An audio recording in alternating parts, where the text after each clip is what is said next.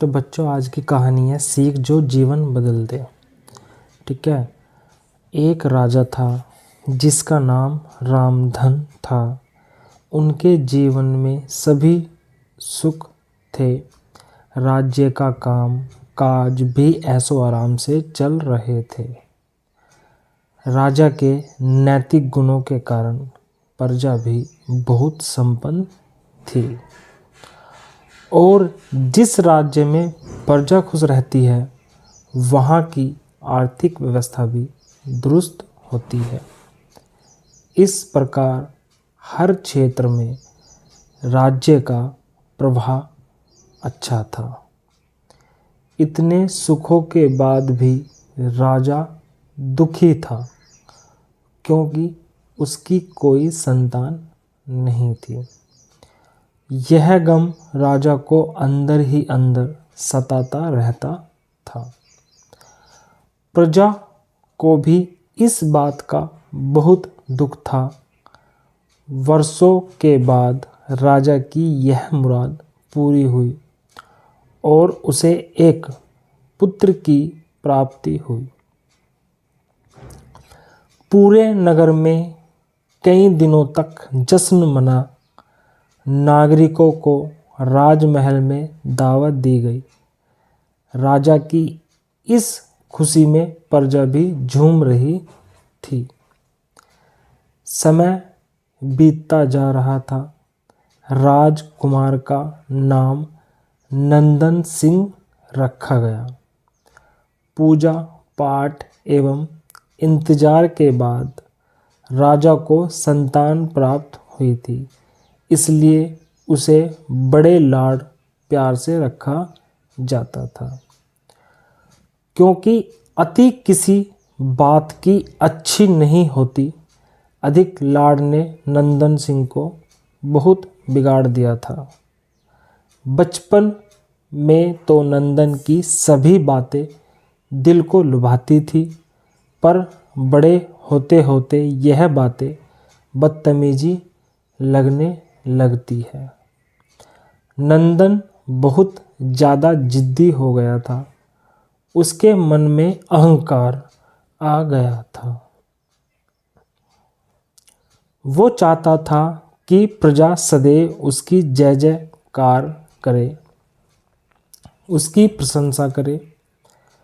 उसकी बात ना सुनने पर वो कोलाहल मचा देता था। बेचारे सैनिकों को तो वो पैर की जूती ही समझता था। आए दिन उसका प्रकोप प्रजा पर उतरने लगा था। वो खुद को भगवान के समान पूजता देखना चाहता था। आयु तो बहुत कम थी, लेकिन अहम कई गुना बढ़ चुका था। नंदन के इस व्यवहार से सभी बहुत दुखी थे। प्रजा आए दिन दरबार में नंदन की शिकायत लेकर आती थी।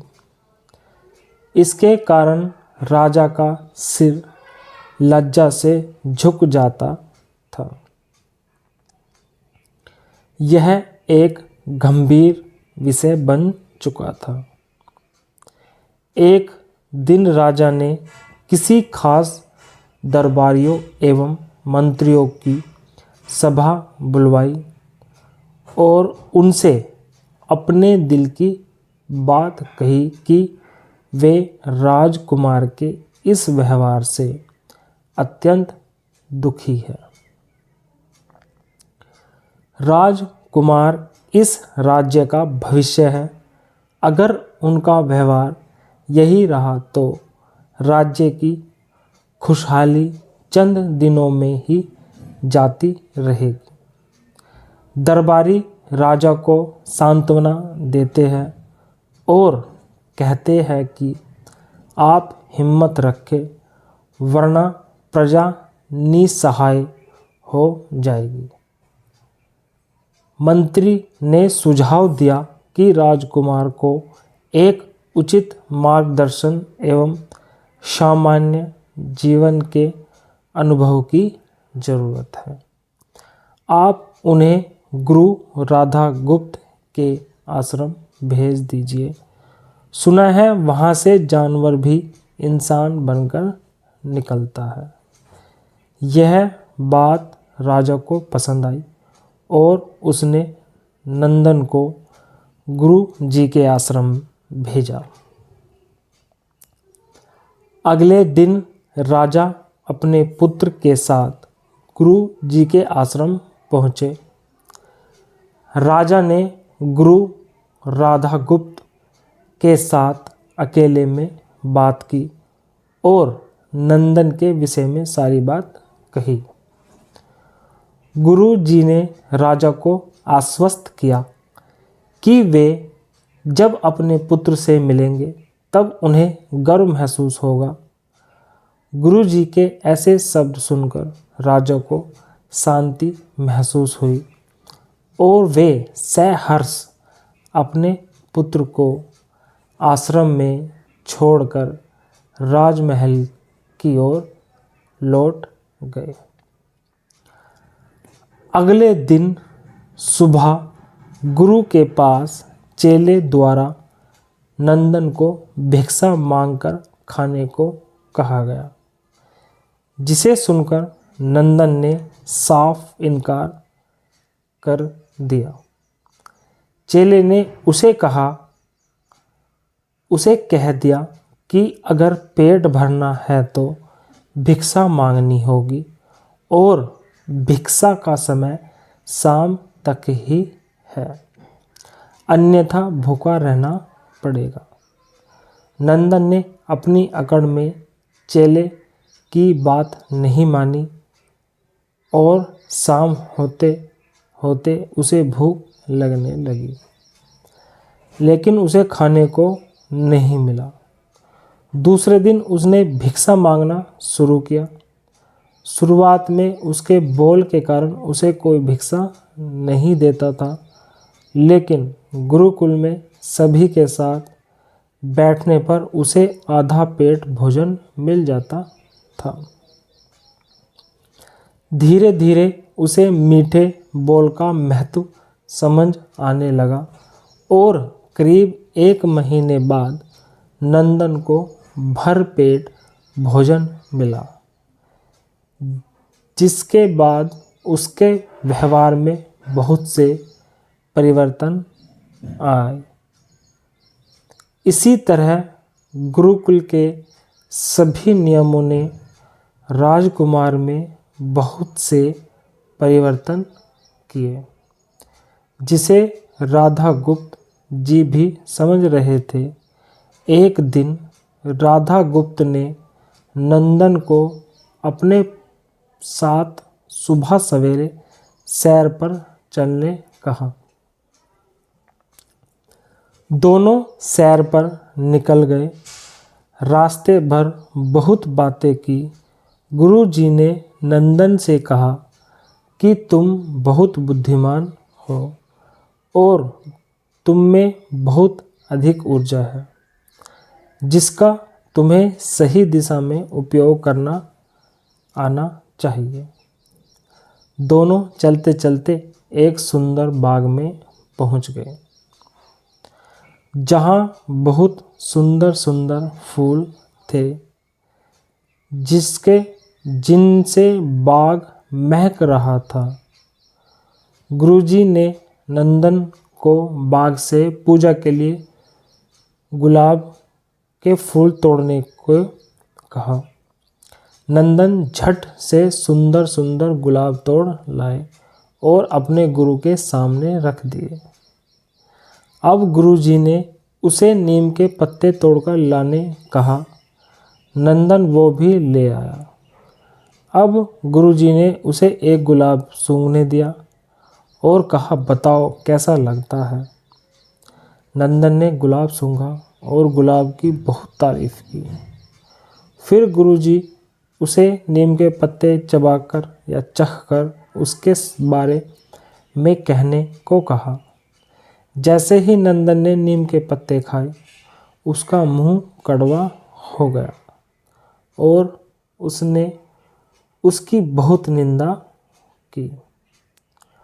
और जतर कतर पीने का पानी ढूंढने लगा। नंदन की यह दशा देख गुरुजी मुस्कुरा रहे थे। पानी पीने के बाद नंदन को राहत मिली। फिर उसने गुरुजी से हंसने का कारण पूछा। तब गुरुजी ने उससे कहा कि तुम अपने गुलाब का फूल सूंघा तो तुम्हें उसकी खुशबू बहुत अच्छी लगी और तुमने उसकी तारीफ की, लेकिन जब तुमने नीम की पत्तियां खाई तो तुम्हें वो कड़वी लगी और तुमने उसे थूक दिया और उसकी निंदा भी की। गुरु जी से नंदन को समझाया, जिस प्रकार तुम्हें जो अच्छा लगता है तुम उसकी तारीफ करते हो, उसी प्रकार प्रजा भी जिसमें गुण होते हैं उसकी प्रशंसा करती है। अगर तुम उनके साथ दुर्व्यवहार करोगे और उनसे प्रशंसा की उम्मीद करोगे तो यह कभी दिल से नहीं कर पाएंगे। इस प्रकार जहाँ गुण होते हैं वहाँ प्रशंसा होती ही है।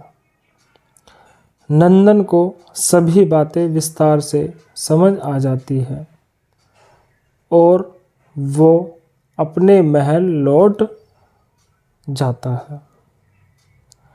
नंदन में बहुत परिवर्तन आता है और वो बाद में एक सफल राजा बनता है।